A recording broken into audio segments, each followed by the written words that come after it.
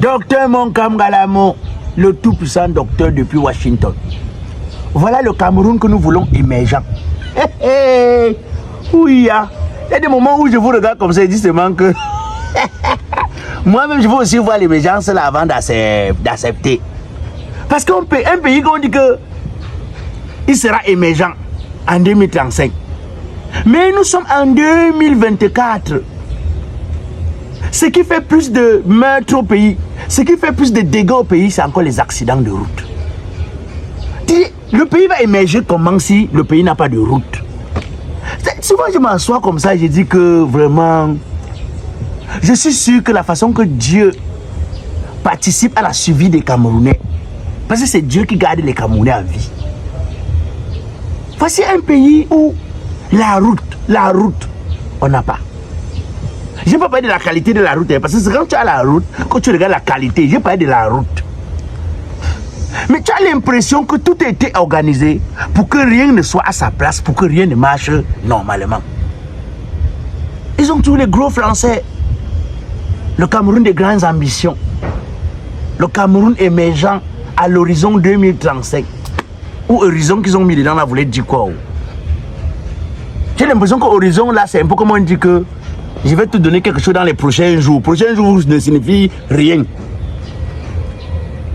Parce qu'un pays qui doit être émergent,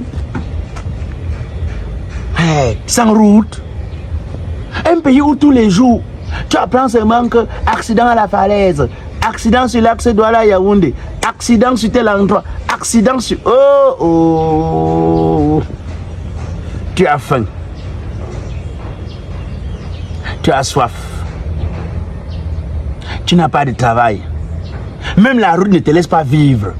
En fait, j'ai l'impression que la mission qu'on a donnée aux routes de ce pays, c'est dit que comme nous on les a privés de tout et qu'ils veulent tout vivre, pardon, finir avec eux.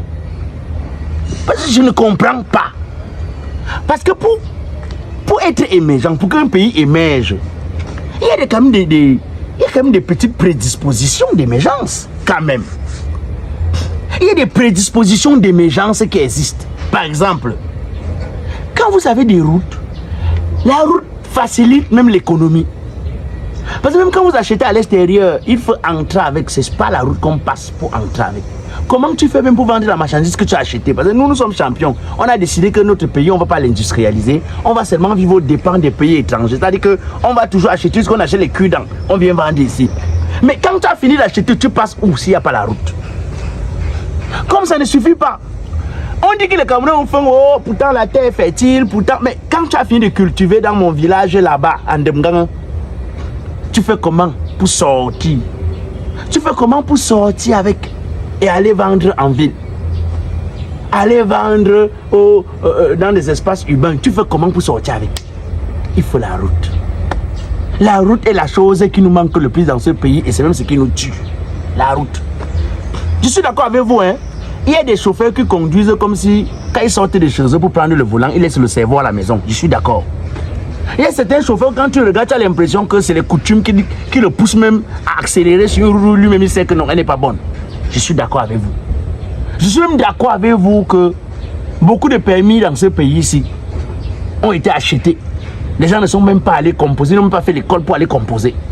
Beaucoup de permis ont été obtenus dans nos, vous appelez ça quoi là, dans nos laveries. Je suis même d'accord avec vous. Je suis même d'accord avec vous qu'une autre cause des accidents de route dans ce pays, c'est le fait que les agents de voyage, comme ils paient des salaires dérisoires, insupportables, qui ne peuvent pas permettre à quelqu'un d'avoir une vie acceptable, et ils demandent au chauffeur de faire plusieurs tours et d'avoir des primes. C'est-à-dire que le chauffeur qui a voyagé hier, 23h, arrive le matin à 5h. 7h, il reprend la route. Il arrive. Il reprend encore la route autour de 10h. Même le robot, hein, quand on le fabrique, il y a un moment où lui-même, il faut encore le reconditionner pour qu'il fonctionne. Vous comprenez ce que je dis? Je suis d'accord qu'il y a ça. Mais il ne faut pas oublier que... Parce que les gens vont nous dire, oh, arrêtez de vous plaindre des routes, hein, arrêtez de vous plaindre de l'État, arrêtez de vous plaindre des gouvernants, faites aussi ce que vous avez à faire. C'est trop facile. C'est trop facile. En fait, Dans cette facilité, nous on a toujours vécu comme ça, on a toujours accepté les bêtises comme ça, et le Cameroun est où il se trouve. Ce qui est bien, c'est que ceux qui meurent, ce n'est pas des étrangers, c'est des Camerounais. C'est les Camerounais qui meurent. Il nous faut la route dans ce pays. Il nous faut la route. Il faut un peu de conscience et un peu de développement intellectuel. Parce qu'on a beaucoup d'intellectuels, mais ils n'ont pas de développement intellectuel à la tête de notre État, à la tête de notre pays. J'avais posé une question un jour. Comme nous, on n'est pas docteur, on n'est pas professeur. Bon, quand nous on parle, mais encore un jour, même encore ailleurs, donc je parle que ma part, personne ne tient compte. Par exemple, qu'il est même dans quel diplôme, il a allé dans quelle école. C'est même d'abord qui ici là. J'avais demandé un jour que, mais comment dans un pays comme le nôtre qui a autant de vieilles voitures, autant de voitures qu'en réalité, si on était un pays sérieux, on aurait retiré ça en circulation. Comment un pays comme le nôtre, on donne la visite technique sur 1 an? C'est-à-dire que quand il vient faire ma visite, j'ai arrangé 2 ou 3 pannes visibles sur ma voiture. Vous me donnez la visite technique. Sauf que vous me donnez sur 1 an. 1 an. Au bout de 2 mois, la voiture a déjà des problèmes. Mais j'ai la visite technique valide, valable sur 1 an. Et j'avais dit que si on était dans un pays soucieux, où on tire les conséquences de nos erreurs, où ce qui nous arrive nous pousse à réfléchir, on ne pouvait pas permettre que la visite technique dépasse 3 mois dans le pays. Ceci ne change rien. Si c'est que la visite technique sur l'année coûte 17 000 ou 18 500, mais vous n'avez qu'à échelonner ça sur 4 trimestres. Disons même que vous décidez qu'après 4 mois, vous mettez ça sur 3 trimestres. Parce que après 4 mois, le gars sera obligé de revenir à la visite technique. Donc, par conséquent, il sera obligé de passer sur le mécanicien pour corriger 2 ou 3 choses. Déjà qu'il faut aussi que, même dans les visites techniques, là, même quand on vient 1 fois par an, là, que la visite technique, même soit une visite technique sérieuse. Parce que souvent, tu arrives, tu donnes 2000 francs, on valide ton papier, on te donne. Hein. Donc, le pays est gâté à tous les niveaux, mais comme j'ai l'habitude de dire, dans un pays comme le nôtre, il y a des gens qui ont la responsabilité de corriger ce qui ne marche pas selon les règles. C'est-à-dire que le pays a donné le pouvoir, c'est ceux qui nous gouvernent. C'est pourquoi il ne faut pas dire que les Camerounais, non. Les Camerounais sont gouvernés par des gens qui sont censés les mettre au pas. Il n'y a pas de raison de dire que non, tout ça aussi c'est des Camerounais. Non. Ceux qui gouvernent ce pays ont la responsabilité de dire à ceux qui ne marchent pas selon les règles que, hey, attention, nous on a un mandat. C'est pourquoi le peuple vous donne un mandat. Ça, c'est un problème que j'ai toujours expliqué. Autre chose que je n'ai pas compris dans le pays, c'est donc, je me suis toujours plaint, mais quand je parle, ma voix ne pèse pas. Voici un pays où on se fixe les règles, mais on ne les respecte pas.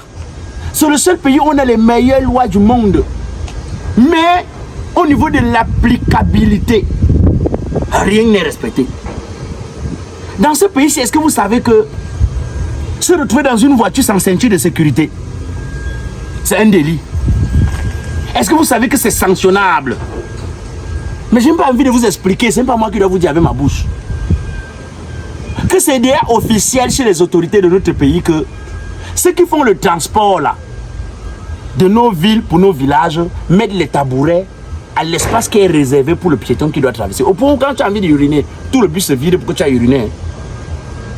C'est-à-dire c'est quelque chose de normal, d'acceptable. Le policier qui contrôle, je me suis tout pour la gueule, mais les policiers qui font le contrôle en route ne savent pas que eux aussi participent à la bonne marche, la bonne gouvernance de ce pays. Leur objectif, ce n'est que prendre 500 000 francs. Ils ne savent pas que quand ils stoppent un bus, ils doivent entrer, voir si les gens sont confortablement installés. Ils ne savent pas que même les histoires de ceinture de sécurité, là, ils sont censés contrôler. Ce qui les intéresse, c'est tu as 1000 francs, tu as 500. Et ils cherchent la petite bête ailleurs pour gagner 2000, 3000 sur la vie des Camerounais, sur le sang des Camerounais. Après, l'Axelou vient manger tout ce que nous avons comme valeur. Les enfants tous les jours. C'est-à-dire que l'accident chez nous, c'est devenu comme la mode. C'est devenu comme la mode. Jusqu'à quand tu passes 2 jours sans entendre qu'un accident de route avec 12 morts, tu as l'impression que tu n'es pas au Cameroun. Tu as l'impression que non, peut-être que tu n'as pas seulement la bonne information. C'est quoi ça? C'est quoi ce pays? C'est quoi ça? Nous sommes où là? Nous sommes où là? Les choses ne... C'est-à-dire que rien ne se fait normalement dans ce pays. Pourquoi? Les gens ne se soucient pas. J'avais même dit que même l'histoire des transports de nuit là, je ne suis pas d'accord avec. Parce que j'ai posé la question que mais voici un pays où le pays n'est pas électrifié. Il n'y a pas de lumière. Les agressions, c'est parce que d'abord même dans nos quartiers là, il n'y a pas de lumière. Sur l'axe où il n'y a pas de lumière, la route n'est pas bonne. Et c'est là où on fait le transport de nuit. Quelqu'un va te dire que même c'est même quand on voit la nuit, même qu'on est en sécurité. Et la personne peut même expliquer en disant que les accidents qu'on parlait depuis récemment, c'est des accidents de jour et non de nuit. C'est-à-dire que vous n'avez pas de lumière. Comment on permet même d'abord les voyages de nuit quand il n'y a pas de lumière? Mais pourquoi on n'a même pas d'avoir de lumière? Pourquoi les routes ne sont pas électrifiées? D'abord qu'il n'y a pas de route. Pourquoi les pistes lourdes? Parce que j'ai dit chez nous qu'on n'a pas l'axe lourd, on a les pistes lourdes. Et vous voyez que ces pistes-là sont lourdes de conséquences, lourdes de ces Camerounais, du sang de ces Camerounais qui se versent tous les jours. Non. Arrêtez de dire que c'est aux Camerounais d'être prudents. Arrêtez de dire que ceux qui ont pris mandat pour gouverner ce pays gouvernent le pays. Vraiment, il faut qu'on arrête ça. À un moment donné, il faut qu'on se parle comme des hommes. Que ceux qui ont pris la responsabilité de gouverner le Cameroun, qu'ils gouvernent le Cameroun. C'est quoi ça? Mais on est où là? Pour mon corps, on vous supplie, vous montez comme le tapioca, c'est quoi? C'est quoi? Mais c'est vous qui venez vers nous, on va gouverner le pays, donnez-nous mandat, on vous donne mandat. On a mal fait de vous donner mandat, même quand on ne vous donne pas, vous arrachez. Mais faites alors. Faites alors. C'est à cause de cette malgouvernance, de cette façon de nous gouverner. C'est à cause de cette façon de mal faire les choses, de ne jamais bien faire les choses, de faire toutes les choses comme si, en fait, vous n'êtes pas Camerounais. C'est à cause de ça que les gens disent que ceux qui gouvernent ce pays n'ont pas été élus par des Camerounais. C'est comme si c'est des mandats dont les Camerounais ne se retrouvent pas. Oui, je dis ça parce que quand vous avez été élu, quand vous êtes venu vers un peuple et que le peuple vous a confié, on ne peut pas traiter le peuple là comme ça. On ne peut pas traiter le peuple là comme ça. Avec condescendance, mépris, arrogance, manque de dignité. Vous retirez la dignité d'un pauvre peuple. Pourquoi? Pourquoi? C'est quoi? On vous a fait quoi pour mériter ça? On ne mérite pas mieux. En tout cas, mesdames et messieurs, je vous ai déjà dit, si vous voulez partir du Cameroun pour un pays, pas pour fuir le Cameroun, hein, parce que le combat se passe ici. Nous devons tous lutter pour remettre ce pays sur pied. Mais si vous voulez aller faire vos études en Russie, si vous voulez par exemple pour un travail, aller travailler au Canada, vous savez que l'immigration internationale européenne est à votre disposition et vous facilite le voyage, vous rend le voyage facile. C'est la seule société d'immigration qui ne vous met pas de pression financière parce que l'objectif, c'est que vous atteignez votre objectif à vous. C'est-à-dire que vous voyagez sans stress. Même pour le Canada, on ne vous prend pas 5 francs de là. C'est-à-dire que c'est quand votre visa est accepté, j'ai envie de dire, c'est quand la lettre de l'État canadien est validée, comme pour dire que vous avez la possibilité de voyager, que vous commencez à payer les frais. Vous avez les numéros de téléphone. N'hésitez pas à les contacter pour aller plus d'informations, pour les voyages d'étudiants, pour les voyages d'affaires, pour bien d'autres choses. Voilà ce qui vous facilite la tâche. En tout cas, je vous ai déjà dit, hein, notre slogan c'est Pinanga Zoamendanda. Doucement, doucement.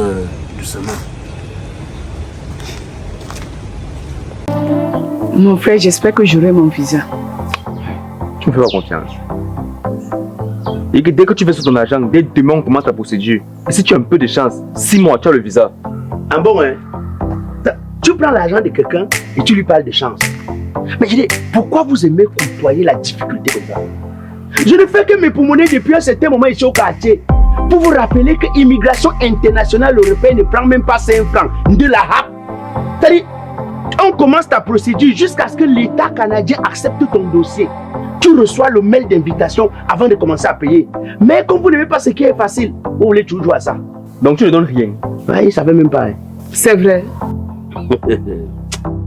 Tu souhaites avoir un visa de résidence permanente, encore appelé programme des travailleurs qualifiés, un visa étudiant ou un visa visiteur? Contactez juste Immigration Internationale Le Repère au plus 237 692 02 55 94 ou rendez-vous dans nos bureaux à Bonabéry Bonassama, ancienne route entre le tribunal et la pharmacie du Pont. Attention, aucun risque d'arnaque, vous payez les honoraires à la fin de la procédure. Avec Immigration Internationale Le Repère, immigrer sans stress.